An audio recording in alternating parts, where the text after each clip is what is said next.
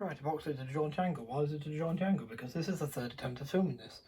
First time someone decided to use the bathroom next to me. As literally through the wall here, so I preserve their modesty. And then get most threads through it, open the box, and then my address is shown to the world. Right, try again. So, hello, welcome everyone. And yes, another week, another kit. And I've decided, I got myself in a bit of muddle last week, didn't I? I decided to thought about it. It's a look through my collection. They're not reviews, so they're not ICH2 Samstroms, if you know about those if you're in the railway world, where they do review, or did or do review a locomotive and tell you all its foibles and everything and rate it, and I'm not going to do that. I will give some opinions as I go. I'll give my thoughts on some bits. Some bits I'm not happy with, some bits I am happy with, but ultimately, as I look through my collection, you can always even mute me and just skip through and just see if the kit comes with the bit you're looking for or not, and also give my intention what I'm going to do with it. So this one, Spitfire Mk.VIII, it was my famous £1.50, or now I've actually found the invoice, which is the bit that had my address on it. If you want it in, is it Krona, Czech Republic users? Or Czechia, it says Czech Republic here, but it's Czechia these days, isn't it? Yes, the Spitfire cost. See what I can do this carefully without showing the address. That's what the Spitfire cost. You actually see the Spitfire's the bottom one, and it costs slightly more than the masking set to go with it. Just for a Mark 9. So, yeah, not bad there. So this is going to be done as a preserved Mk.VIII. It was under the registration DFEUR, DFEUR, which always took with me as well. But it was delivered by ATA pilot Mary Ellis, and when she signed it upon delivery on the door, and when they made the Spitfire documentary, they reunited Mary Ellis with the Spitfire, and she signed the door again, so the signature's actually in there twice.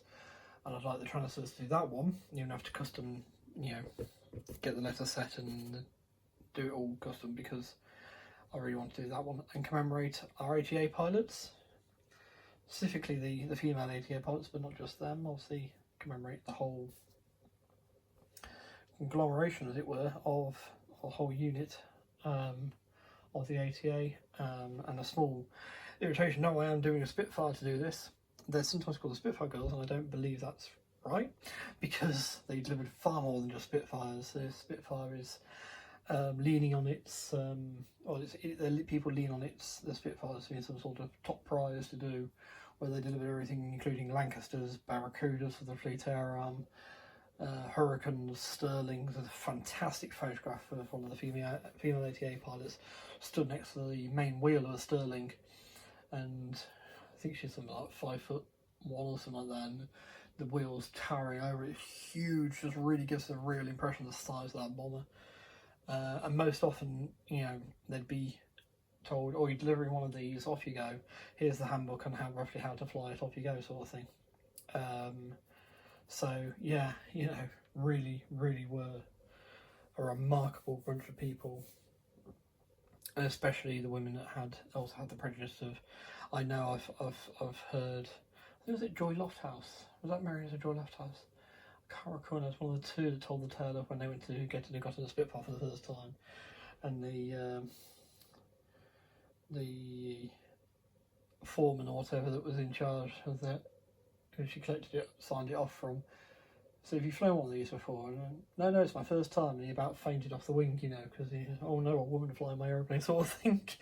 He thought it was the last he was ever going to see of it, sort of thing, So yeah, they fought a lot of prejudice. So they let, I remember the person telling us when laughed about it now, but you sort of think, yeah, it really is a bit of a shitty attitude, isn't it? So yes, anyway. So this is going to be waiting a bit for transfers, but look, no address. So there are the masks. They're for a Mark 9, but they should work for this because the canopy is basically the same. And they're becoming a must-buy. I've just used them on my Fusion 1B. This is actually being filmed in March. I just had to check. It's actually March the 7th. The morning of March the 7th. Yeah, so you know, yeah. When you're watching this, it's hello from the past. How's the future? Hopefully it's better. So we start there's the canopies. So you get a choice of the teardrop one even there for a 16. There's the sort of what we'd call the Malcolm hood, I suppose. Closed and open versions. Clip wingtips. Very cool. So this is actually a high-flying HF, a high-flying Spitfire. It's got extended wingtips. So they want you to use these pointy ones, but it does come with the regular ones, so that's what I'll be using. So you get no history of the aircraft there. Start with the interior. Quite a complex tug compared to some of the kits we looked at recently. Closed canopy only, you need to cut those bits off.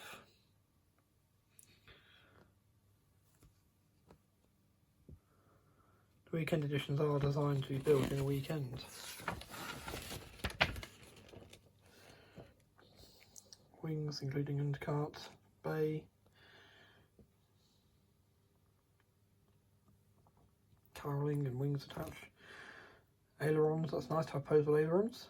And then the wingtips, obviously I ignore that on my one. So the rudder is posable, but the elevators aren't. Tail wheel doors, that's one of the features of the Mark 8, it had a retractable tail wheel. Basically that's the way I always remember it. If it looks like a Mark 9 but you see a retractable tail wheel, it's probably a Mark 8. I don't think there's too many around, I don't actually know how many Mark 8s there are around. But there's the underside of the cowling, and the air intakes, different radiators, how it should look. So it looks like it can only be done wheels down. I'm sure you could modify it if you wanted to. I probably would do it wheels down, to be fair. Transfer to go inside. Nice. If you know if it opens, there's no point if you do it closed. See, that's the question. Like, do I do it open and try and just put a little line there, just look like a signature, a couple of signatures? I think I do. That's part of the reason I'm doing it, to do it open like this. Just makes painting a little bit more interesting. And then the schemes it comes with. So here's the information if you're interested.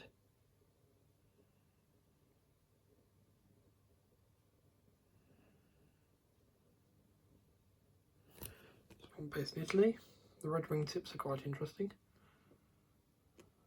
Horror-Eurity, South African Air Force. This one's RAF. Never been a fan of those extended wingtips. So this was I took a gamble. This is partly why I do these videos, because I took a gamble whether it would have these or not. And you don't have to, because you can look at this and go, ah, yes, it does come with the standard stuff. I don't know if I've actually unbagged anything. But yeah, obviously all engraved panel lines and everything.